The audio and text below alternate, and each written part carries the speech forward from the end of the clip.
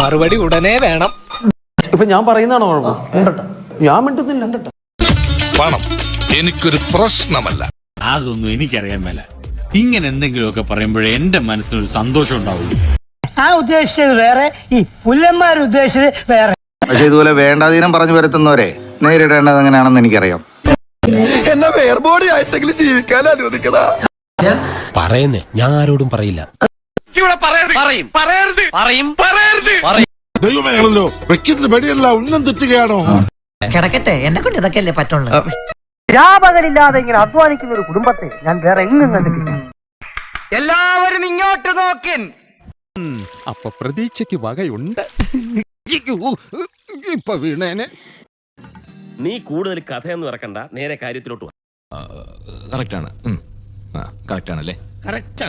പക്ഷെ ഞാൻ പുറത്തുണ്ടാവും. ഗേൾസിന് അത്യാവശ്യം ഫ്രീഡം അനുവദിച്ചു കൊടുക്കുന്ന ഒരു മോഡേൺ ഫാമിലിയാണ് ഞങ്ങളുടെ. എന്നിട്ട് അതൊക്കെ ഇതിനപ്പോ ഇവിടെ പറയുന്നത്, അതൊക്കെ എല്ലാവർക്കും അറിയുന്നതല്ലേ. അത് കൊച്ചമ്മ പറയാതെ എനിക്കറിയില്ലേ. എന്താ പെണ്ണ് പറഞ്ഞിട്ട് പോയത് കേട്ടിട്ട് കൊതിയായിട്ട് പാടില്ല. ദൈവമേ, ഇതൊക്കെ പരസ്യമായിട്ടും കാണിച്ചു തുടങ്ങി.